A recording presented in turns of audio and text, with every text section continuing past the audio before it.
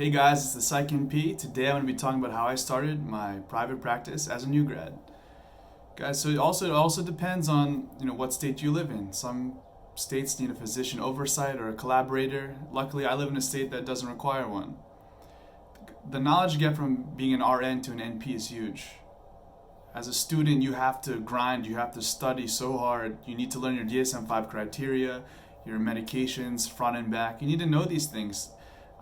You can pass that board exam all you want, but the board exam, in my opinion, wasn't too difficult. But the thing is also, if you did pass the board exam, you have earned the right to practice. This is the exam they gave us, and if you passed it, you've earned the right. But as a student, guys, when you're under a physician or a psych nurse practitioner, you have to study so hard, and don't take it for granted, because when you're a student, it's completely different than when you're on your own. You have to grind as a student. There's some books that I can let you guys know about that are really good, but it's also about being confident on your own. Being confident is everything. If you like this business aspect of starting a private practice, then that's something you should probably go all in on. It's exciting, it's nerve-wracking, but if you have a complex case that maybe you're not really too sure of, you should hopefully have some psychiatrists and psych nurse practitioners on board. Some of your friends, if I have a case that maybe I'm not too sure of, I'll shoot my friend a message and say, hey, what do you think? I could use your opinion on this. But if you're not ready, guys, and you don't think you're ready to be on your own, then work in outpatient or inpatient or whatever setting you want for a couple years. Learn.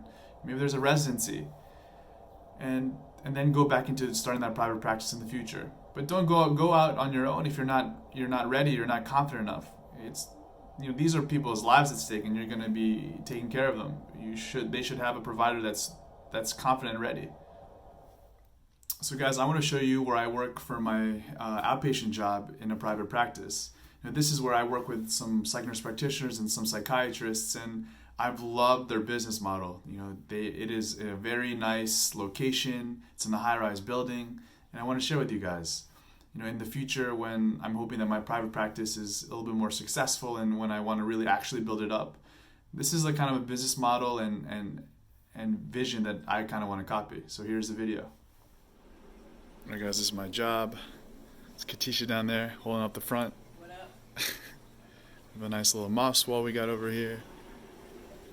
Nice little view on the 6th floor. Got coffee for patients, snacks, things like that.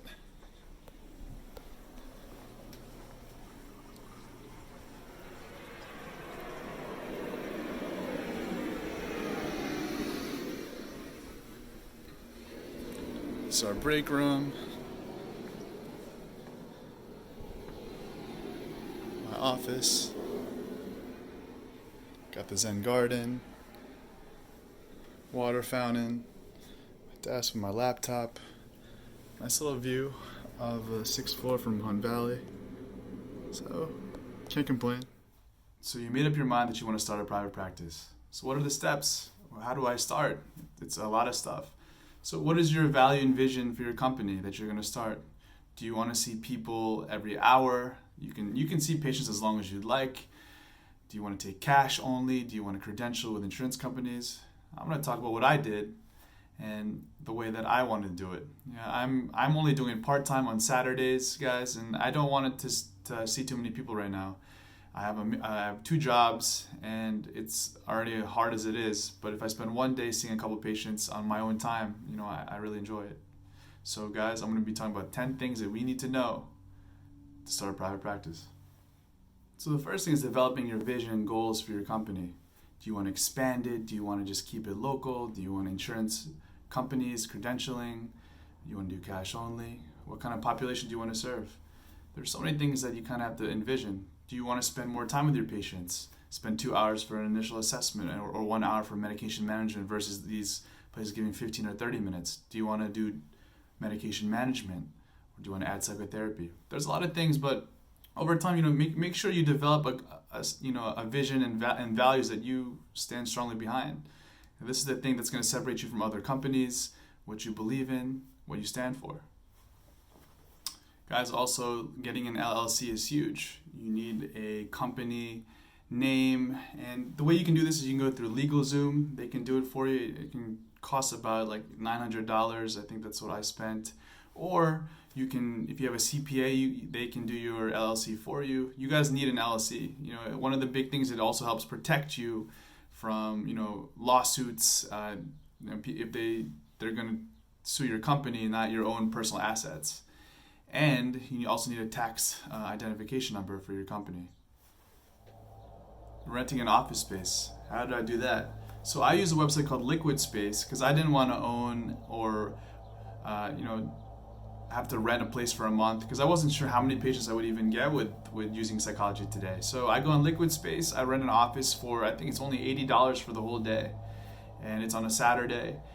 And depending, let's say I don't have any patients for a weekend, then I'm not going to even rent it out and I have no overhead. So for you, and if you're starting out, Liquid Space is a great place to kind of just see how it is.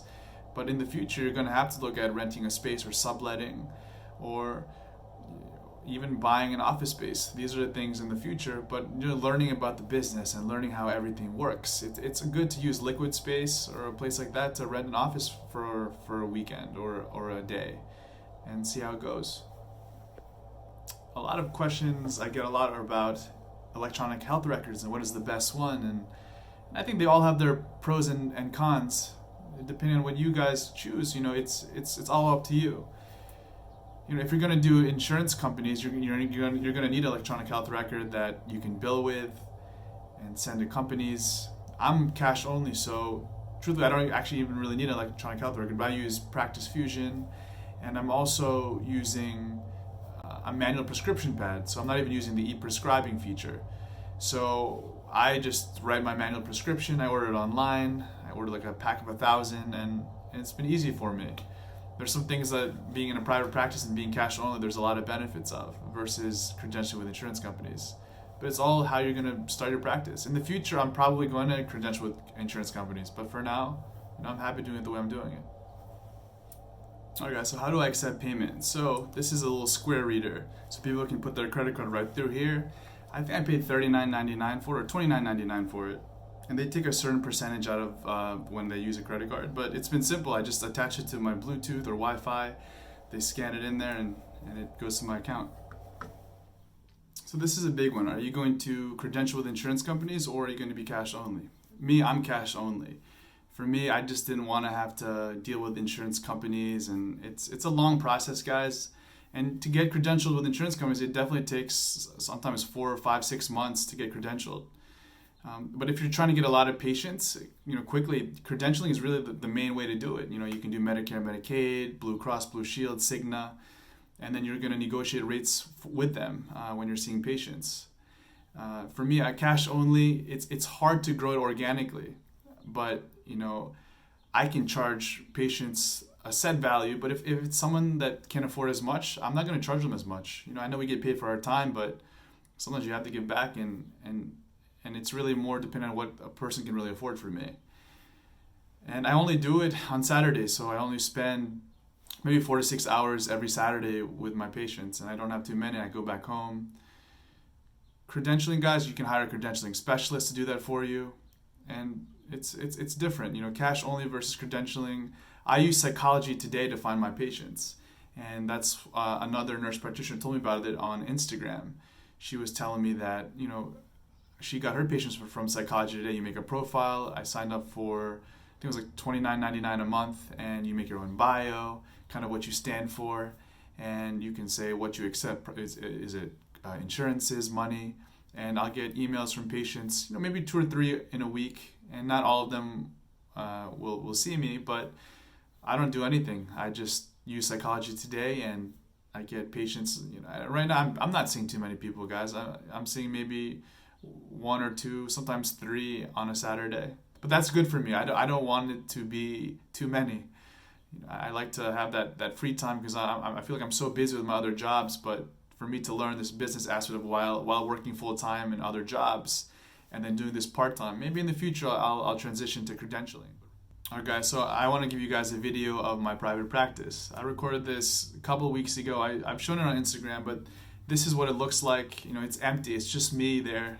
It's kind of a lonely, day because I don't have a secretary or anything like that. But to keep your overhead low, I don't really need one, and I don't have enough patients to need a scheduler or things like that. And I'm going to keep it this way for a long time. Alright guys, so I put in my code. So this is the office I rent out.